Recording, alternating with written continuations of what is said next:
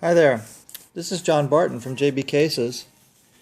Hi, I want to show you some of the things that have been talked about on the forum lately about backing the leather with cardboard. As I say, you know, the cardboard is used in a derogatory term by some of the people who don't like me personally. And so apparently they took apart one of my cases and they found out that we use a certain type of material for backing the leather on some leathers, and now one of the guys thinks that that's a major derogatory point, that he's a big collector of a competitor of mine's cases. Anyway, let me go through and show you some of the leathers and the reasons why we use a different substrate for the back of the case, or the for the back of the material. So here we have a variety of leathers. This is veg tan leather right here. This is saddle leather. This is what you would see, say, on a most, say, justice cases, those types of cases, those old J. Flowers style. This is what you'd see on kind of a belt. You know, a lot of times you'd see this type of tooling.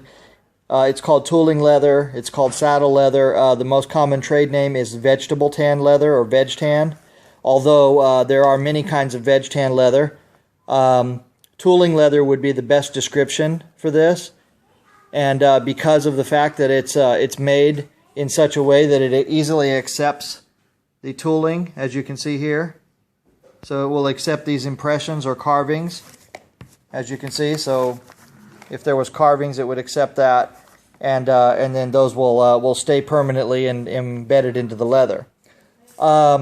So this leather is one of the heaviest leathers that you can use, and normally it's stiff enough. As you can see, it holds its shape really well, and it's stiff enough that it will stay in place. Whatever shape you put it in, it will pretty much hold that shape by itself, so it doesn't need to be backed by anything. If you come over here, you'll see we have what's called a Napa leather. Okay, this is a very soft leather, so you see you can easily crush it, whereas, you know, this here you couldn't easily crush it. And so this leather here would need to be backed.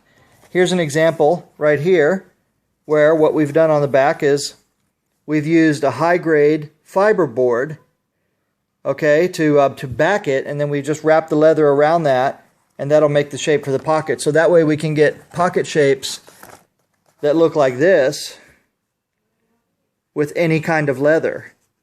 And the bonus here is that this stays light, so it doesn't add weight to the case. So the reason that we don't use this type of leather to back this type of leather is because it just simply adds weight, and there's no real benefit to doing it.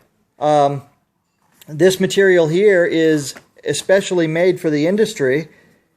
It's used in millions of shoes around the world, billions of shoes really. Handbags, high-end handbags, everything you can imagine. This type of fiberboard is used for exactly this purpose of adding stiffness while reducing weight. Okay, and of course, it reduces the cost, because if I don't have to use this expensive leather to back this thinner leather, then I can charge less for the case and give you more case for the money. So other leathers that would need to be backed, for example, would be like Python here would be one. Here we have a type of Napa right here, almost like an oil tan, that would need to be backed. Here's a piece that we would not back, for example, okay, because it is, again, veg tan leather, and so on. So you can see here, we can go through these, and you can see different types of Napas that we've backed here. And we do that so that they'll hold their shape and look good, and still have a nice clean pocket, as you can see here. Get a nice clean 90-degree corner, and have that beautiful appearance on the outside that you want from the case. So that's why we do it. Thank you very much for looking. I appreciate your time. This is John Barton again from JB Cases. Just remember, if you don't want to build it yourself, please take a look at our website, jbcases.com. Thank you very much. Bye-bye.